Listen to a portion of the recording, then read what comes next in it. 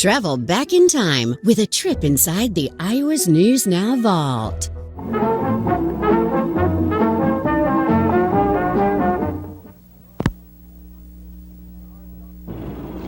There are some 200 city employees such as these, plus numerous others, working from dawn to dusk with the thankless job of cleaning up the pieces from Wednesday morning's tornado which struck Lynn County. It was just 4 months ago that these fellows were struggling with keeping our streets free from ice and snow. And until this storm hit, they were busy repairing the chuck holes which developed as a result of the hard winter.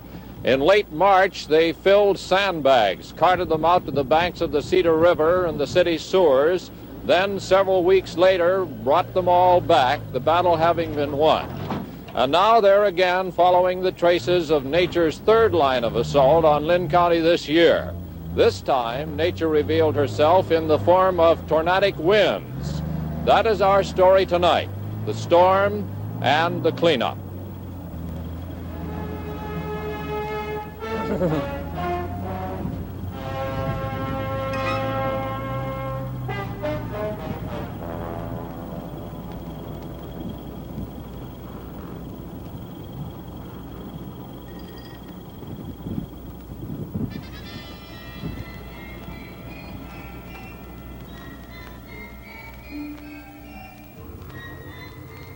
A tornado is described as a violent whirling wind, especially in the central part of the United States, accompanied by a rapidly rotating funnel-shaped cloud that usually destroys everything along its narrow path. Fred Thompson of 1112 J Avenue Northwest, Cedar Rapids, confirms for WMT newsman Jim Ryman the first half of Webster's definition.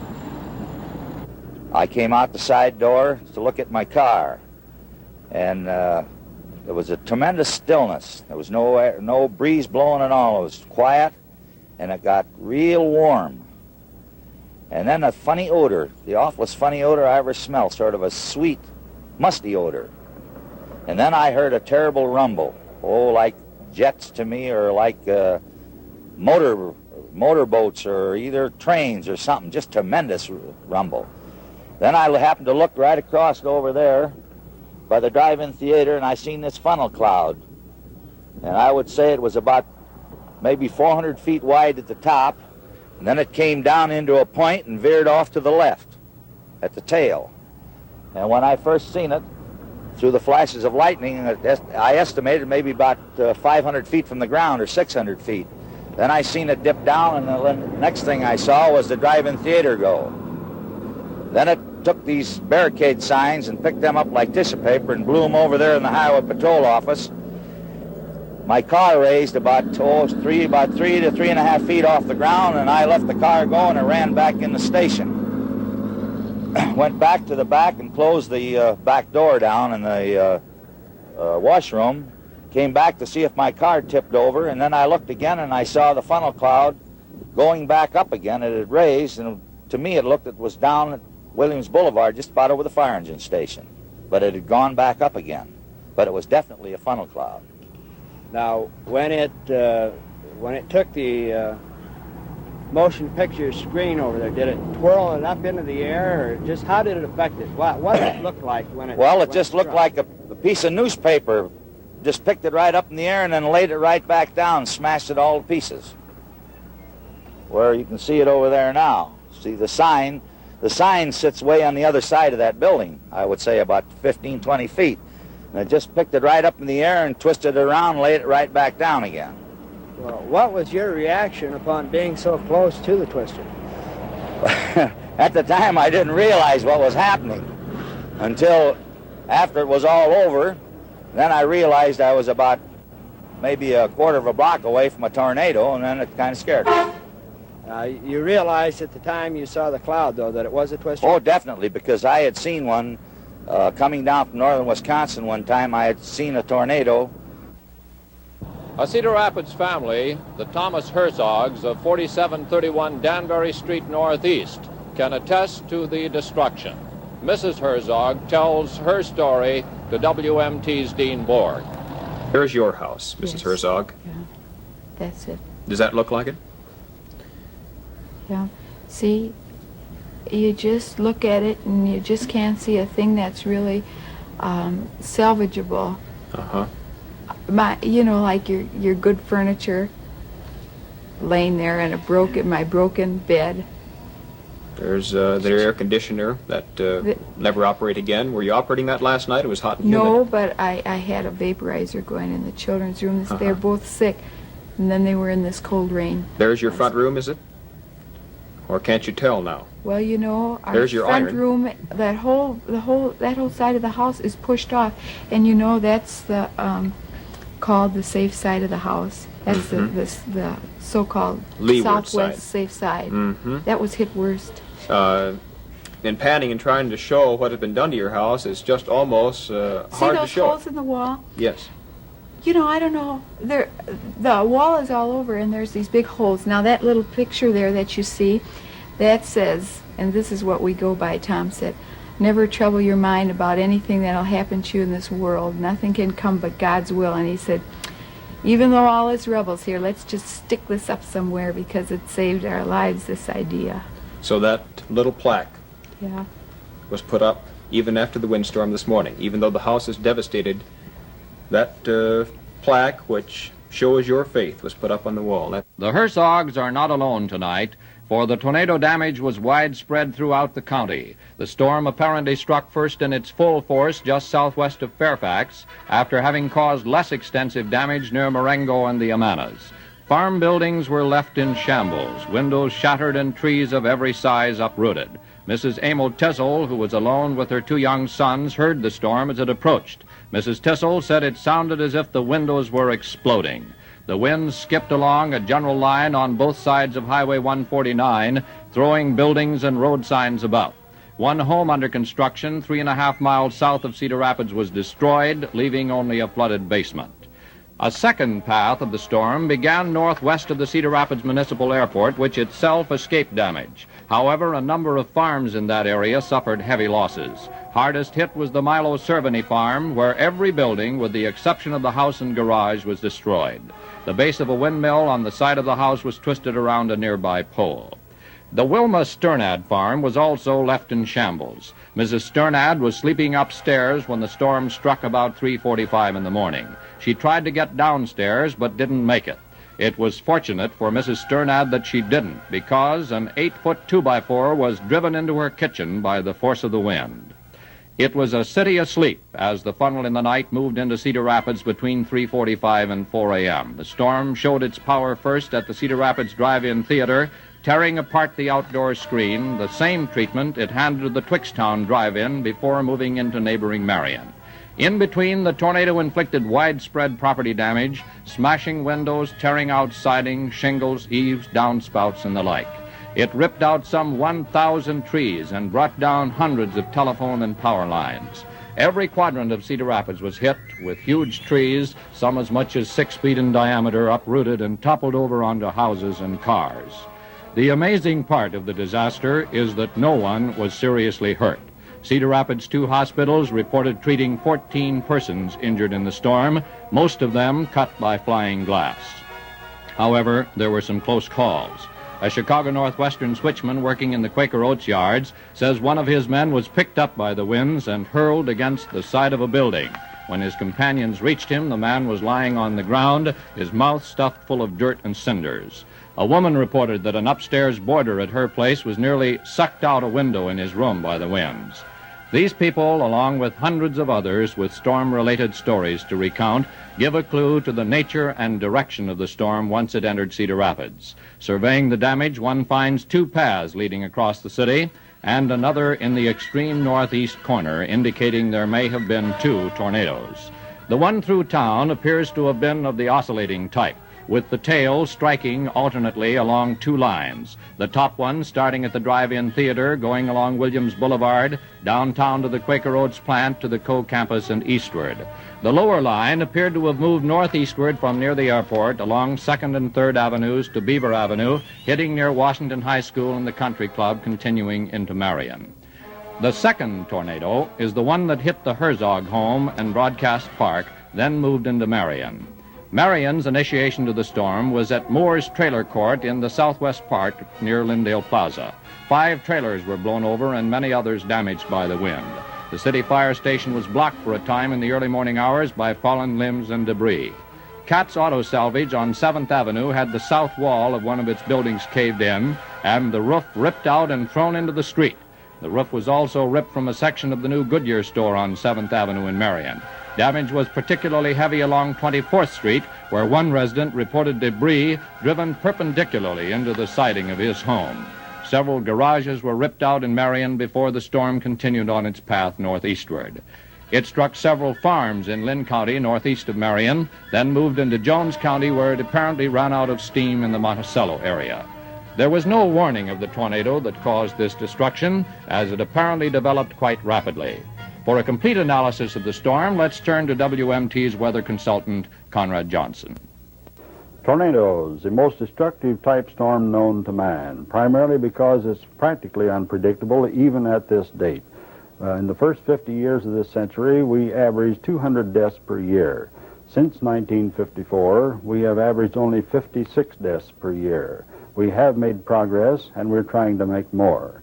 On the synoptic situation that preceded the tornado which struck Cedar Rapids on early Wednesday morning, we go back and reconstruct a little bit. You remember on the 10 o'clock report to Iowa, we had essentially this type of map for the Midwest. We had 90-degree high down at Kansas City. We had 87 up at Madison, Wisconsin. On the other side, the contrasting air mass situation, we had a 48 up at Bismarck, North Dakota. We had a very deep low up in the North Dakota-Canadian border areas of 29.06, one of much lesser intensity in eastern and east-central Colorado. We had a stationary front between these two. We had very hot conditions to the southeast of the front. We had a lot of humidity streaming up from the Gulf, and we had a lot of cold air colliding with that over northwest Iowa. By 6 o'clock that evening, or around midnight rather, this low had moved into western Kansas, had exerted its influence on the front, and caused this portion of the front to turn into a warm front, and it was moving northward. At the same time, the cold air was trying to do battle with it over northern Iowa. The conditions existing here were very conducive to severe thunderstorm activity, although no tornadoes had been reported any further north than east-central Kansas. These thunderstorms had been very heavy, had produced considerable heavy rain, and the line was moving eastward at about 30 miles per hour. This had been a situation that had existed for quite some time, several hours as a matter of fact. By late night, and about 3 o'clock or 2:45 in the morning, the Des Moines weather radar began to pick up some very strong echoes that were rather significant. Here is a front moving across Iowa toward the eastern Iowa area. This line of thunderstorms at 2:45 a.m. was extending down to Lamoni from about Marshalltown and had some heavy activity. Shortly after, the Kansas City Weather Bureau issued a severe thunderstorm forecast that did not include any indication of tornado, but it did include hail with strong winds until 6 a.m. Central Standard Time. This did not include the Cedar Rapids area. It included only a line from about 20 miles north of Des Moines to Wapello, although the Des Moines radar did indicate this line moving eastward and would probably cause some hail and possibly 30 to 40 mile-an-hour winds. Shortly thereafter, about 45 minutes to be exact, the line had moved to a point east of Waterloo and down to about Bloomfield with very strong cells in it and moving eastward, but still there was no mention of tornadoes. What actually did happen, the conditions existing were very conducive to tornado formation, and such did start southwest of Cedar Rapids in Iowa County, and as the line moved eastward, the cells moved northeastward along the line, and this is the type of funnel that was observed over southwest Cedar Rapids shortly after that time. This is what we theorize a tornado funnel looks something like. This is not an exact picture, of course. It's only representative. We indicate that the tail of this was oscillating back and forth, and this would explain the apparent two paths of damage in Cedar Rapids, while actually a second one did form over Knoll Ridge shortly thereafter and moved northeastward across the Marion area. However, we were not particularly warned about this particular one, and the warning devices are not fully sophisticated as yet. However, we can do some things. We only have 8% of the tornadoes that do occur in eastern Iowa after 12 o'clock at night. A large percentage of them, at least 85%, occur between 3 and 9 p.m. Now, if we do issue these cards, we have printed these, and you're welcome to get them. They're what we call tornado warning cards, and they tell you what to do in case of a tornado. All you have to do is either call or write to WMT Channel 2, and we will be glad to send one of these, or come over to the station, we'll give you one. As we said, the total situation is not developed to the point where we can give you a fully developed warning system yet, but it is in the process. And we hope within the next very few weeks we will have something to announce that will give you concrete evidence that we can warn people in a case where we do have tornadoes after midnight. While Conrad analyzes the storm conditions that caused it, another group of people in Cedar Rapids are busy analyzing the condition that it caused. These persons, of course, are the insurance adjusters upon which the burden of relieving the anxieties of damaged homeowners falls. We're here in the Merchants National Bank building with two such harried adjusters, Mr. R.D. McManigal and Mr. Richard Hauser. Gentlemen, I'd like to ask you several questions relating to your responsibilities in this situation. Has the number of claims, the volume of claims, been increasing today? Yes, it has. It's been increasing quite rapidly. Do you think you've reached a peak yet, Mac? No, I don't believe we have. I think that will probably come next week. Dick, have you had a similar experience? Yes, we have. I believe that the top will be reached next week sometime.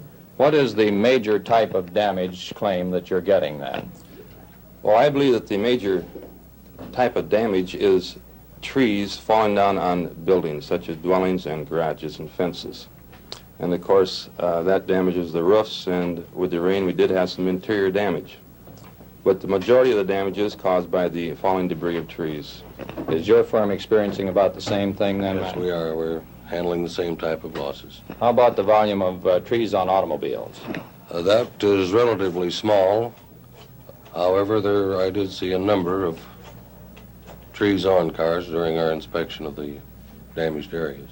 I believe that you handled claims on the 1953 windstorm in Cedar Rapids. How do you compare this with that one? I would say this is worse. There's more trees down at this time, and the more areas was struck by the storm.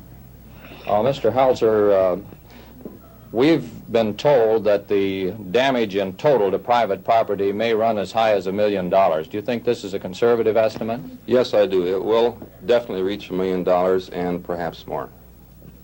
Can you give us any illustration from claims that you've handled yourself as to reasons upon which you base this estimate? The first 9 losses that we looked at on the day of the storm, we set up a total reserve of about $240,000, which is about $250,000.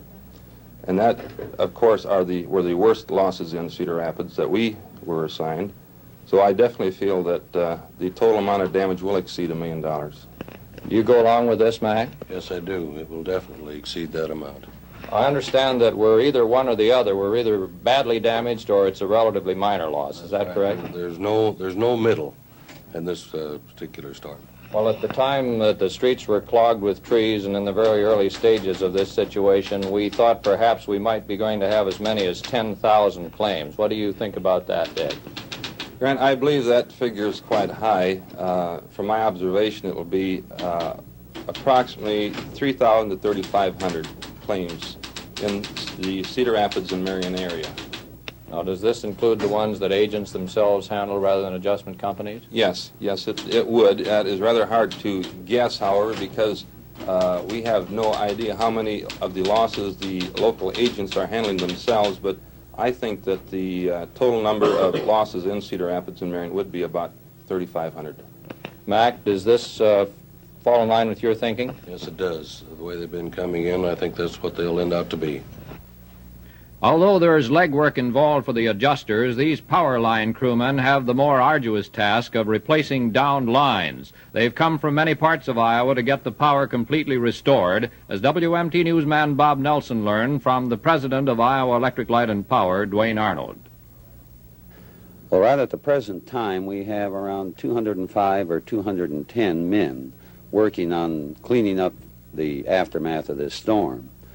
These men are brought in from many areas in our own company. We also have some crews from the Iowa Public Service Company. And we have 7 additional tree trimming crews, which gives us a total of 13 tree trimming crews. Now, all of these men, some of these men came from as far away as Humboldt, Iowa Falls, Perry, Manchester, DeWitt, Maquoketa, and Waterloo. Well, I would assume that the cost of repairs, along with the cost of the manpower involved, will probably run into quite a few $1,000s. Well, we're quite sure that about the minimum cost this will be in excess of $100,000. With the crews or the number of men that we have here now, it'll run probably $2,000 to $2,500 an hour. Just as busy as the power company crews are those from Northwestern Bell.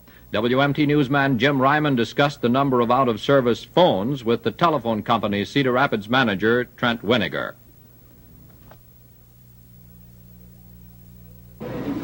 Mr. Winiger, just how many phones were out as a result of this storm?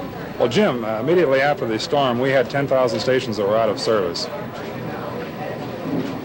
And can you give us any idea when all these phones will be back in service? Well, at the present time, we estimate that by tomorrow evening we'll have this thing restored to normal conditions. Were there any particular areas that are holding this thing up more so than other areas? Well, the damage has been pretty well widespread around town. As you probably know, the storm was about 2 miles in width, going from southwest to northeast across the city. So we've had some major damage in just about every section of town.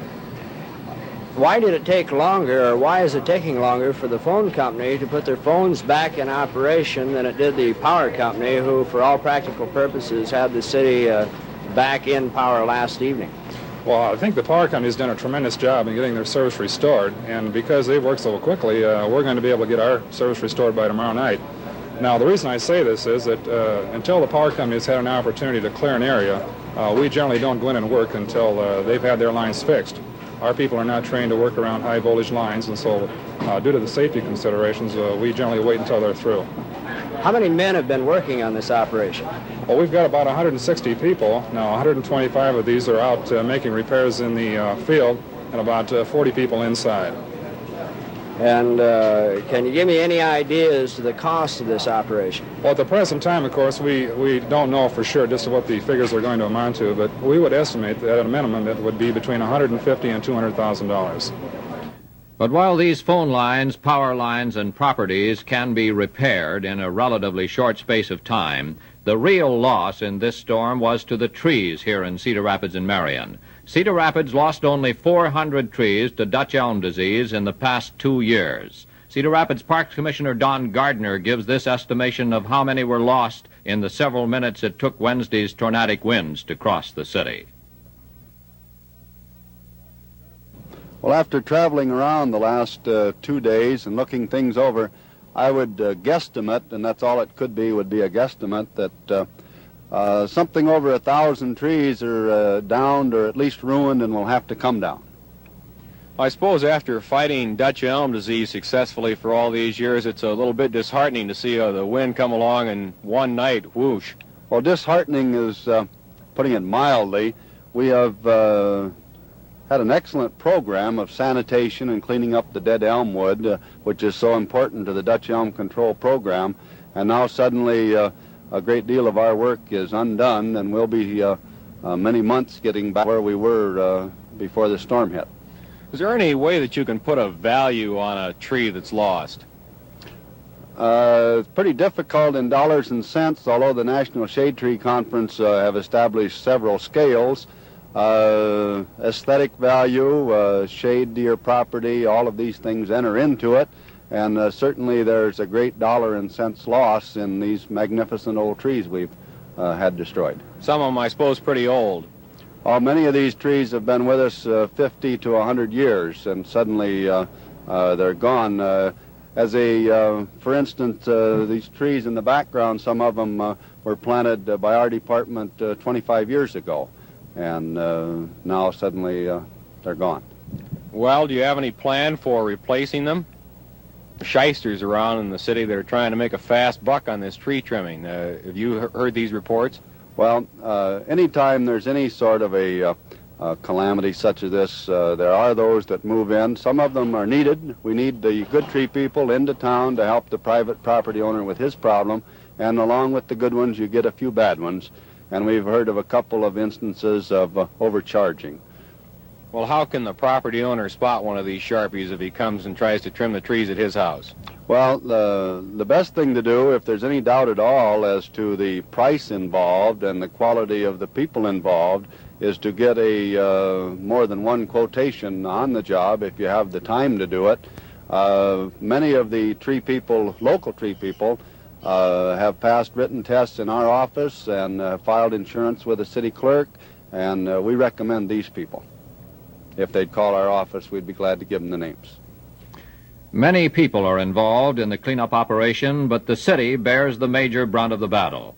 WMT newsman Dennis Swanson asked Cedar Rapids Mayor Bob Johnson how he anticipates the cleanup phase will progress from here. Well, the last conference we had with the councilman and the city forester, Bob Gardner, and Public Works Director Obertine indicates that we'll go full steam Tuesday from 7 a.m. until dark, using all of the manpower and trucks that we've had these last 3 days. And then we think we'll slack off beginning on Wednesday, and the cleanup will take, I think it's probably going to take us 2 or 3 weeks at the very least to get all of it cleaned up, but we want to do it with the least possible cost to the taxpayers. Any major problems now confronting the city in this cleanup battle? Well, I think based on the conference we had this morning, I think one of the big concerns are these hangars they've been referred to as you have had throughout this whole situation. And those trees that are on houses, as the insurance companies get the tree removed from the house, then our city crews can go in and get the tree itself out. These are the problems that exist at the moment.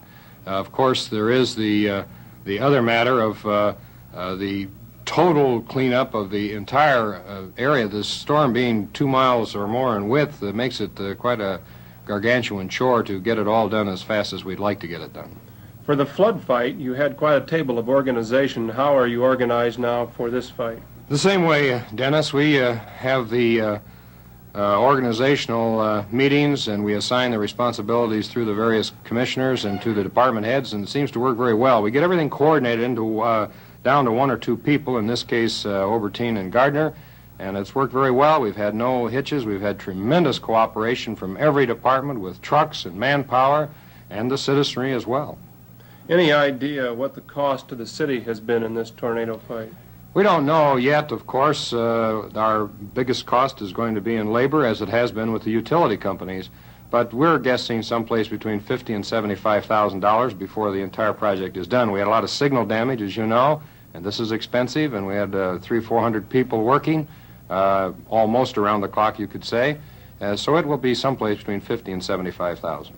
The big question now is, Mayor, is where is the city getting the money for these disaster fights, such as the snows, then the floods, and now the tornado?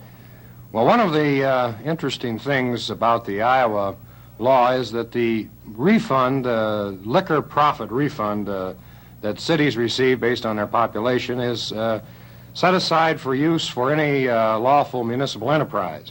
And here in Cedar Rapids, Commissioner Shank has always guarded this fund for this very sort of thing. This happened in 1953, it's happened in 61 in the flood, it happened in 62, and in 65. And now we have this emergency situation, and Commissioner Shank has this money earmarked for this sort of thing. So direct property taxation, none. It will come out of the liquor profit fund, and this is how we will pay for this particular situation. In other words, there's no problem with money here in this situation? There is no problem. We will explore possibilities of trying to gain some reimbursement from whatever agency is apropos, if we can, from the federal government. The mayor and citizens of Cedar Rapids have had their share of nature's torment this year. We at Broadcast Park have felt the impact too, as our bent flagpole gives evidence of. As we look back on it all in retrospect, we can give thanks that no one was seriously hurt. As Thomas Herzog so aptly put it, what has been lost is replaceable.